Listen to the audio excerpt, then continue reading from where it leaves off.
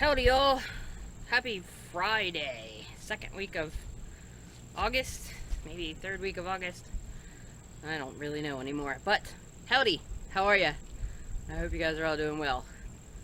Let's jump into the puzzlers from the last time, which was a while ago. So, I'll read them over to you and then give you the answers because it's been a while.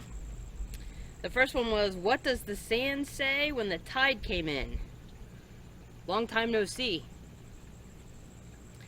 What is the name of a beach that keeps losing its sand? A shore loser. And why did the obtuse angle go to the beach? Because it was over 90 degrees. Feel free to groan at will at those. They were delightful, but groaners for sure. So it's been a hot minute since I've seen you guys. Been a lot going on in my world. Hiccups, bumps in the road, etc. I don't know if any of you ever felt like somebody just walked up behind you and threw you off a cliff and you hit every bump on the way down. That's kind of how it's been here. And I've been thinking, oh, woe is me.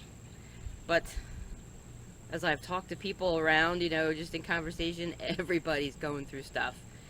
People, I have a friend of mine that is working extra hours and just at the end of their rope, and they came home to find that their freezer in the garage, just after being filled with a new meat supply, had broken and water was all over things and it had defrosted, and it's a whole mess. So we're all struggling. We're all going through stuff.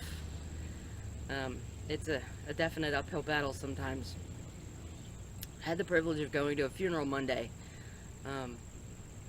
And I say privilege because I always think it is to be able to go and honor someone's life and be with the family and take that time to be together.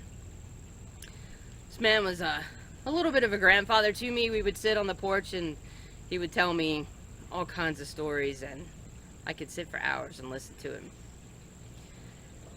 For me, he was a bit of a grandfather.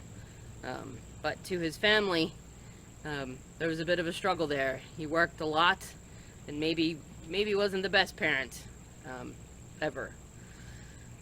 But at his funeral, one of the things they mentioned was that he had a very definite love for the Lord, and that was very evident. Went to church all the time, was a faithful believer. One of the stories they told, which just made me giggle, was he loved to sing hymns, just would belt them out. Apparently couldn't sing a lick, didn't know what a note was, but he would go to church and he would sing these hymns like nobody else. One Sunday he was singing his hymn and he was on the different verse than the rest of the congregation, and the congregation actually gave up and jumped on board with Harold and sang his verse and continued on through the hymn.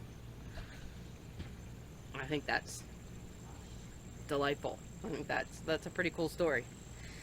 So as I've been woe is meing for the last week and a half, I came across a song that I've heard, lots, and you guys probably have heard it too. It's from Casting Crowns, and it's called Nobody. And I thought maybe I'd read a little bit of the refrain for you, and it says, I'm just a nobody, trying to tell everybody all about somebody who saved my soul. Ever since you rescued me, you gave my heart a song to sing. I'm living for the world to see. Nobody but Jesus.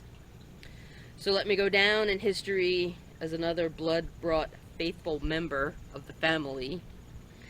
And if they all forget my name, well, that's fine with me, 'cause I'm living for the world to see. Nobody but Jesus. Which makes me think, in the end all be all, it ain't about me.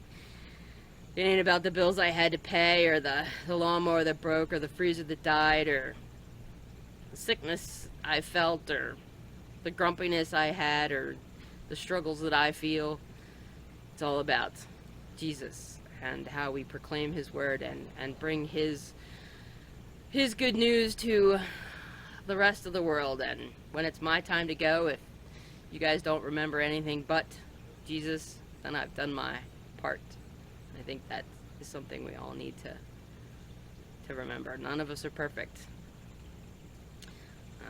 Not by any stretch, but God's got us. God will get us through these uphill battles, and we in turn need to proclaim His word and preach His life-saving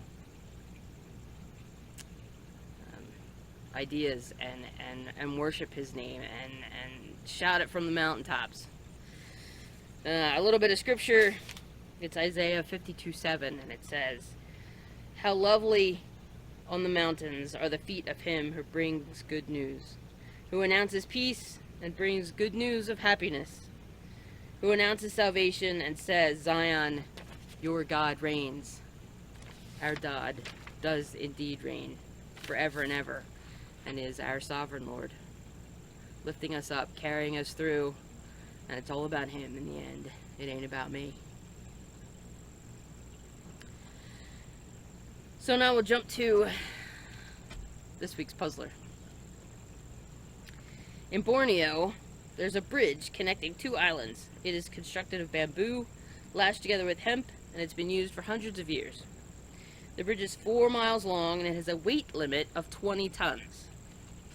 One day, a truck full of sedated pigs pulls up to the bridge, ready to cross.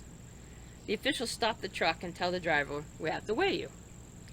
On the scale, the truck weighs exactly 20 tons. The bridge is emptied, the driver is allowed to cross the bridge, and as he drives across the bridge, a sparrow begins to follow him. Just as he reaches the halfway point, the sparrow lands on the truck. So, it is, what does the driver do to keep the truck and the sedated pigs, which I find hilarious, from plunging into the abyss? And it says, note, jumping out of the cab is not an option. So what does the driver do to save his truck and the sedated pigs from the sparrow who's landed on his truck and caused him to go over 20 tons? So, as always, email me, text me, skywrite me, whatever. I love hearing your responses. They make my day for sure.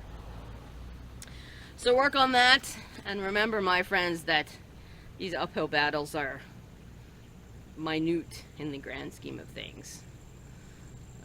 It ain't about us. It's all about Jesus and His love for us and how He holds us and keeps us safe and how we should be proclaiming His name in thankfulness because of that.